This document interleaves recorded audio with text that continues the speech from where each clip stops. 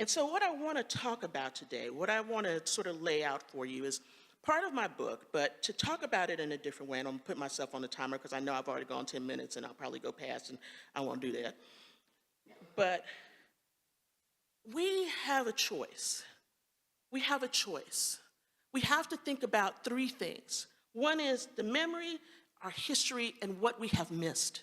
What we have missed in this nation. Because we talk a lot about this being a godly nation. And God was in the midst of settling everything. But in fact, we're not. We're not that at all. We all live in this place that has had profound shedding of blood. And there's always something that happens when there's shedding of blood. It's either a sacrifice or it's even a murder. You have to decide which is going to be. So we're going to talk a little bit about history. We're also going to talk about that word that I pointed out, which in another translation says ramparts. Our protections are broken in this country. We don't have guardrails. We don't have the walls that would normally protect us. You all may have walls because there are walls that protect you from certain things. If you are a certain color, if you are a certain economic status, if you are a certain gender. And those ramparts have been broken over many of us. They don't protect us anymore.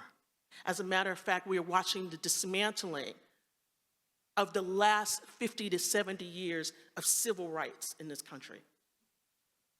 That dismantling is going to come for you.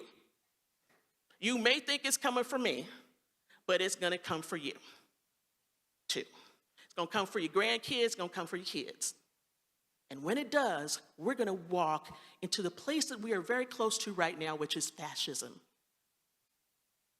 We are losing democracy in this country. For the country that is supposed to be the godly country, we bought Christianity with the missionaries and everything else.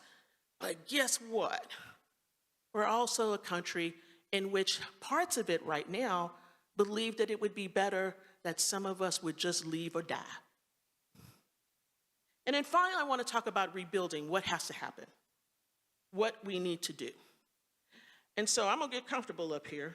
I'm going to do something that I don't normally do. I'm going to take my shoes off so I can stand up. I don't think you care. In the Pentecostal tradition, they talk about women who preach flat-footed on the back of trucks. I'm a flat-footed woman, and I'm going to preach. So let me talk to you about this history, these moments of visitation. One of the things I think that's really important in places like this is to sort of think about how people interpret a place like St. Simon's and Georgia and all these other places. After all, this is called Southern Lights, right? And so we got to talk about the South. I'm not exactly from the South. Texas is really the Southwest, but Texas has a lot to do with the South.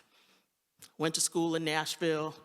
I know what it was like. I lived not that far away from a battlefield. And a lot of times people talk about, reenactments of battles. And I'm thinking about the Civil War right now, and I'm thinking about that as this first inflection point of where God tried to get everybody's attention.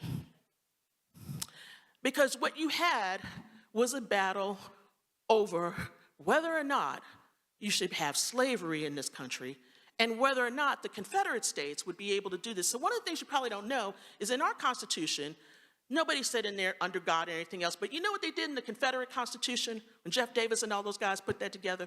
The first thing they said is that they were going to be a confederacy divinely inspired by God. They put God right in the middle of their mess, this racial mess. Because, let's talk about how Christianity was part of that mess. See, it's not just about the ways in which we look at this history, but the moments in which people decide to do certain kinds of things that turn them away from God. We can think about the Southern Baptist Convention right now, who has a list of over 700 perpetrators. That's only back from 2000. But this is the denomination and the convention that decided to break apart because of slavery. Look where they are now. By their fruits you shall know them. That's some bad fruit. But back then, when they broke up, it was all fine. We're going to do this because we want to have slaves. Same thing for the Presbyterians, PCA, all those folks.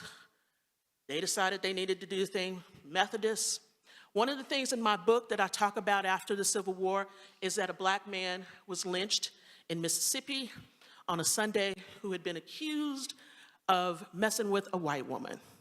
She identified him, and it's a Sunday, and they have a hanging tree in the middle of the town. It's right by Oxford, Mississippi. And instead of waiting around till Monday after the service, they hang him on Sunday. But they don't hang him in the tree in the middle of the town. They go behind the Methodist Episcopal Church to hang him. You know why? Because it was Sunday and that was the thing that they thought God wanted them to do. Blood in the midst of Christianity. Not that blood that was shed for you and I for sins, but the blood that is shed time and time again because people think they know who God is. And they know what God wants. This thing, Civil War and post-Civil War, is really important because it's a moment in which the nation could catch itself. A moment in which so many die. I don't live that far away from Gettysburg, where thousands died on the battlefield. I teach near a cemetery where hundreds of people who died in that Civil War are buried. I can walk there from my office. And yet, we pretend not to remember how horrible that was. We pretend to remember that in ways in which we reenact or replay certain kinds of things. We valorize Confederate flags that people get mad because you want to take them down. I haven't looked here yet in town, but if there's a Confederate statue here in this town, please let me know. I want to go by and take a picture of it. There are all these ways in which we honor things we shouldn't. And this lost cause still haunts us today. That religion of the lost cause, that religion that said, even though we lost, God is still on our side because we were right. We play that lost cause out every day in our political and social realms. It plays out in the ways in which we think about families, in the ways in which white families get sacralized and black families get persecuted. You heard it this week when they talked about, there's shootings in Chicago. Chicago is code for black. So is Philadelphia. Every time you hear a law enforcement official say that, they just might as well be saying something else. Because what they're saying is that, those people don't know how to take care of their communities. They don't know how to take care of their children.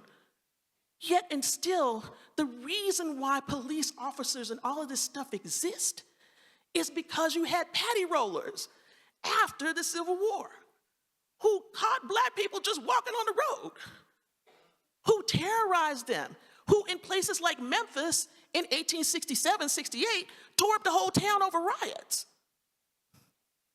Burned churches, did all of this stuff. There was a moment in which this nation could have caught itself. It's the moment in which the Klan gets started. It's the moments in which black people don't get any reparations whatsoever for slavery.